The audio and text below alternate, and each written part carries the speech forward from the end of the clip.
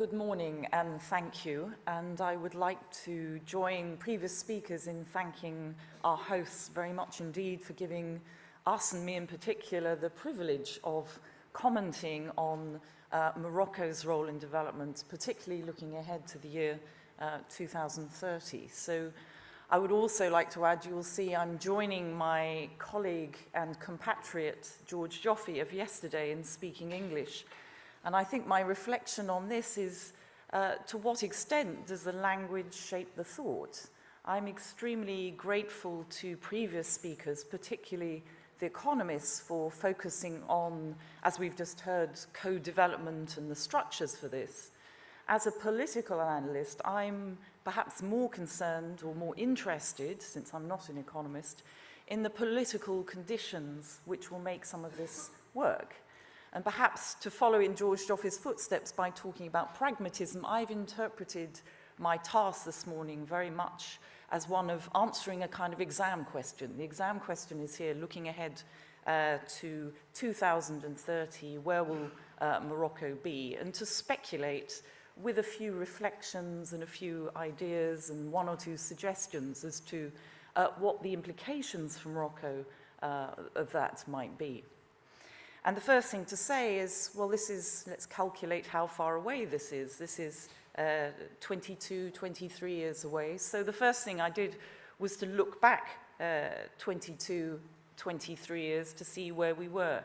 And the year was 1985-86, which, to my memory, I was but a child, of course, then, was a year in which the whole of the Maghreb was facing a rather major debt crisis following the heavy lending after the oil boom of the 1970s. Suddenly, most of the economies of North Africa were facing a major debt crisis. So let's say over the last 22, 23 years, things have improved considerably. In 1985-86, there was no sign of the Arab-Maghreb Union. Now, we've already heard some expressions of disappointment over what exactly that has amounted to, but we should also remind ourselves, as other speakers have, that the European Union did not create itself overnight. My own country was excluded, or you could argue, excluded itself from the beginnings of the European Union. And we're now, so many years later, 50 years indeed, we're celebrating this year, celebrating the fact there are 27 members of the European Union. But in that context, to move on to the second task, which is what relationship will there be between the European Union, Morocco, and the Maghreb in the next 30 years? I suggest we are, as others have said, moving into a period of transition, and Europe is examining the extent to which, at 27 members strong, it can really have an efficient and coherent foreign policy. Yes, it is true we have the Barcelona process, which celebrated its 10th anniversary last year, but we should not forget that the creation of Barcelona, the Euro-Mediterranean Partnership, was in many ways a reflection of a support mechanism for a Middle East peace process, which was then in its infancy, starting with the Madrid process and then the Oslo process of the early 1990s. And in many ways, Barcelona has been captive, sadly, to the failure of that peace process. We're now trying, the international community and local actors are trying to restart the Middle East peace process, the talks and negotiations between Israel and Palestine. But in fact, in many ways, Barcelona was held hostage in its aspirations to create a zone of free trade, which would have included Israel by the year 2010, by the faltering steps of peace in the Middle East.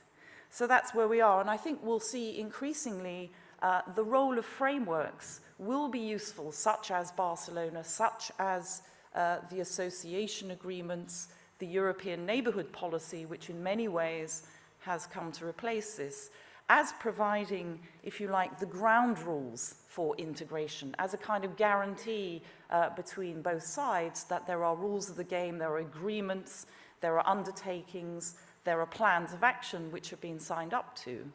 But they in themselves, without incentives and without clear leadership, in my view, will be insufficient. and indeed relying on the European Union's funding as opposed to greater involvement by the private sector, both local and international, will itself not provide on its own a sufficient motor for development. So clearly, for this greater engagement to take place, we need to find a role for the private sector. We've heard it described, but what are the incentives for this? There has to be some kind of pole of attraction in Morocco in particular, in the Maghreb in general. I have few ideas to offer in terms of Maghrebi integration other than those that have already been stated. But I will posit, if you like, the challenge, it seems to me, facing Morocco can be summed up in the dilemma presented by the kind of investments currently taking place in Marrakesh. There is a schizophrenia, it seems to me, looking from Europe into Morocco. On the one hand, one is aware of a fairly significant urban-rural divide. We know, we've heard already about the demographic challenges, about the challenges of basic education. Yet at the same time, the newspapers of Europe are full of travel supplements about going to Marrakesh, about buying property in Marrakesh, and investing indeed in the infrastructure of Marrakesh. Now, this can be seen in many ways as a good thing. It's a motor for the local economy. But at what price, if you like, the local identities, the local culture of the inhabitants of Marrakesh, the Moroccans who are there? I think we certainly need to see a role for the state here and a sympathy from outside for the retention of local customs, local ways of doing things.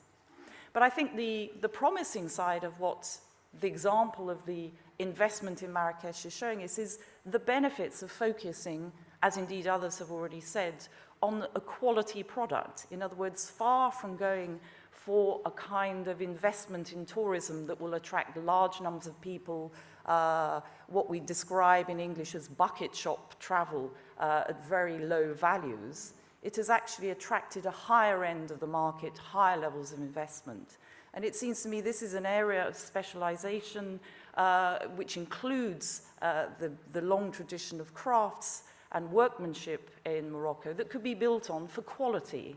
Take a lesson, if you like, from Italian designers. Go for the upper end of the market, because as has already been argued, with competition from Asia, the offer of cheap and mobile labor is always going to be outpriced.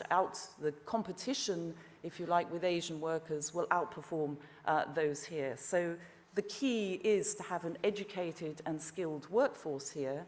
And I concur with everything that's been said about increasing the mobility of workers so that they will perhaps move to Europe and acquire some of those skills to Europe, but there's also a facility for them to come back and work and apply those skills in Morocco itself. Now, these have clearly implications for education. Again, others have spoken about the need for education, but what kind of education is needed here looking ahead to 2030? It's clear that we're moving beyond a situation where we have to tackle just basic illiteracy. You have to think clearly, it seems to me now, about what kind of education you need to prepare the workforce for the future.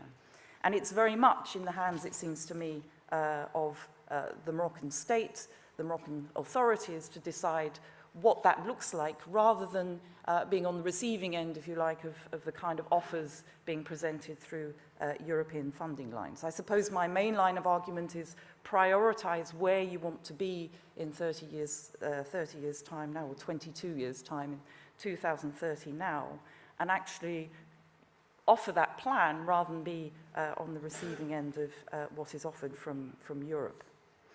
Now, I'm not a development economist. Fortunately, there are many of those here, but I'm told by those who are that two signs of a growing and dynamic economy is the return of expatriate workers, particularly skilled and qualified middle-class workers, to their country of origin, and also the investment, the private investment of those individuals, particularly where they have worked in financial centres and have skills from elsewhere in their own economy.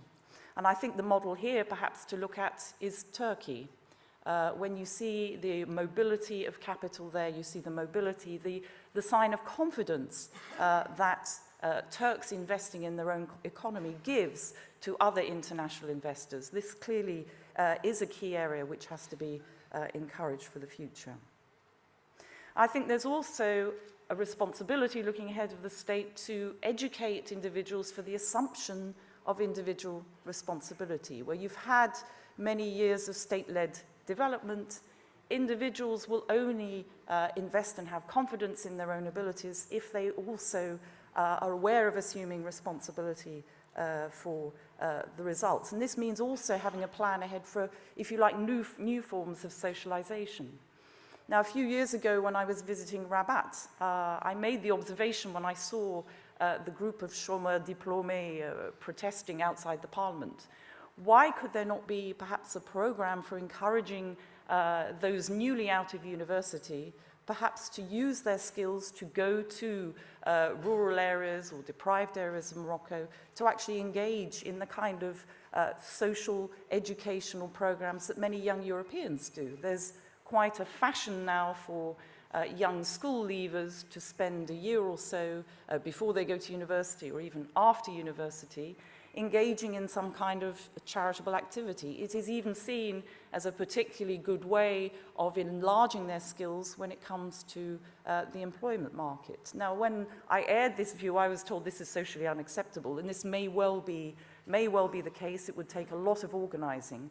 But again, planning ahead, this may be something inconceivable now, but in 20 years' time, having some form of socialization for social solidarity, for decreasing the gap between the rural areas and those who are urbanized, and we've heard already that there will be a larger urban population, may be one way forward.